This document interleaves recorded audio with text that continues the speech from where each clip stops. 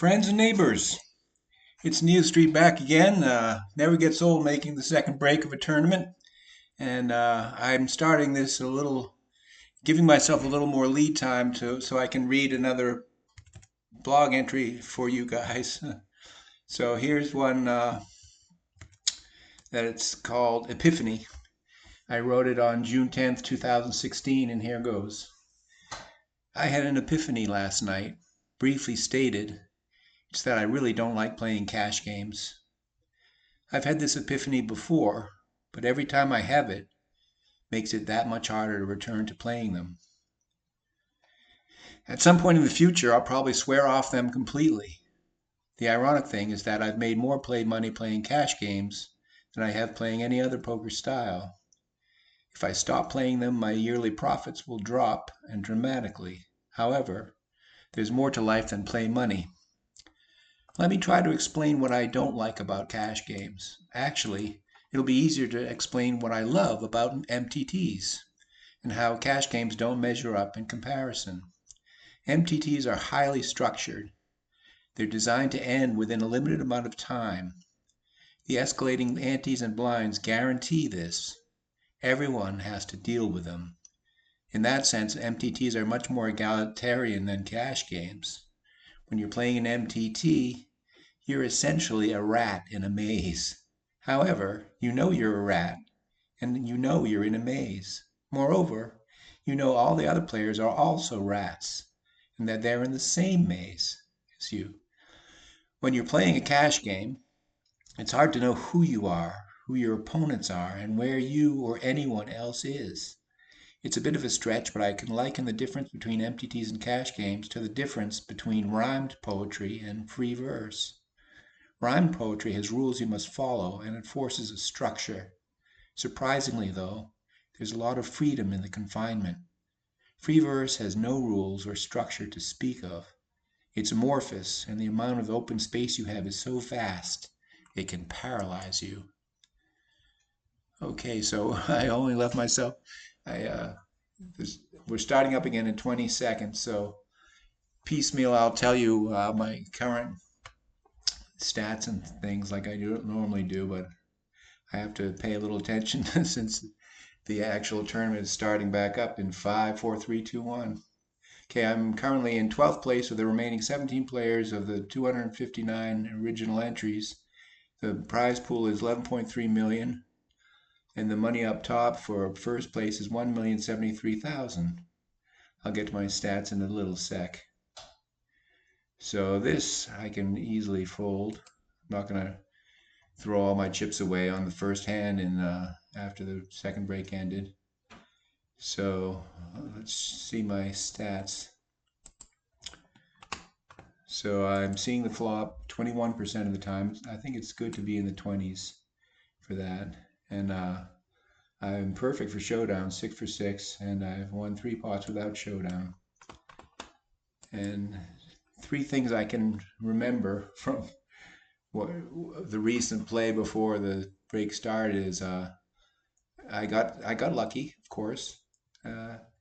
One time I was dealt ace deuce offsuit, and I was up against 3 other players, and I paired my ace on the flop, or maybe it was the turn, and so I won that pot.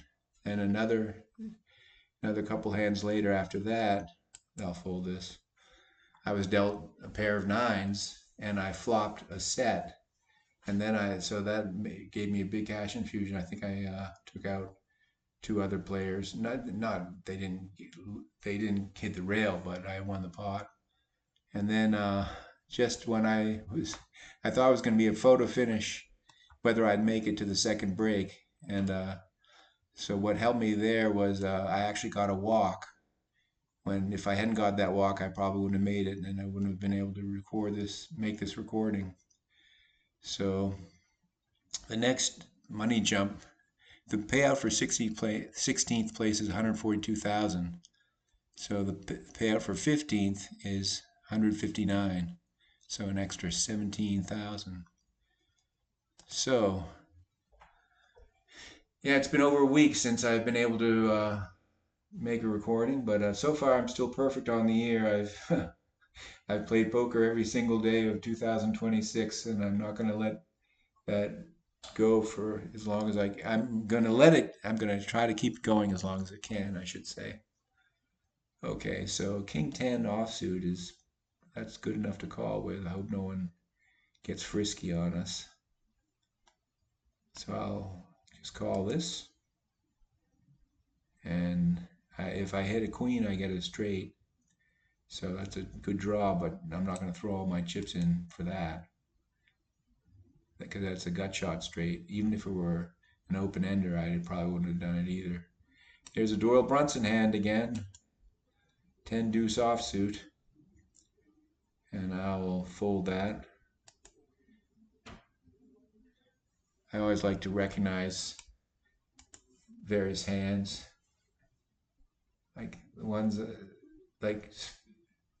have funny nicknames, like for pairs, and or like the hammer, 7 deuce offsuit. All right, so now I'm caboose boy. I'm in 16th of 16. That's a good holding. So I'll call this, and hopefully no one raises it up before I do. Alfalfa. Just call. Okay, he folded, so I'll just call. So I have it's sort of an outside chance that I make the final table since I'm caboose boy. But we'll see.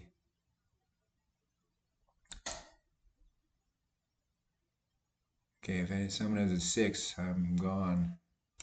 So one of them is repping a 6, and the other one has the 6. We'll find out as we watch, unless one of them folds. Maybe someone will go over put it all in. Nope, they didn't go all in. This guy could still fold though. I want to see what they had.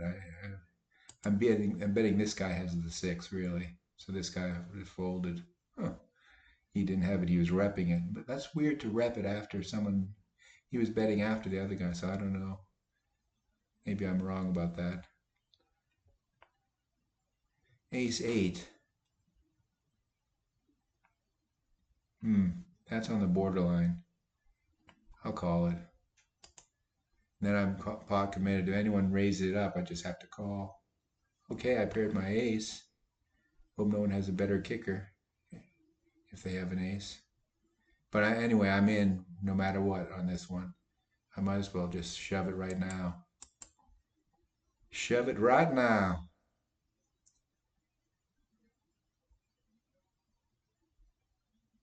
So I'm up against 3 players. So that's not a good odds. Spam call. So sorry for that jingle. I just folded the spam call with extreme prejudice. Okay, what do we get? Hope no one has a 7. Hope no one has a better ace. But it doesn't look good. I don't have a good feeling about this, but we'll see.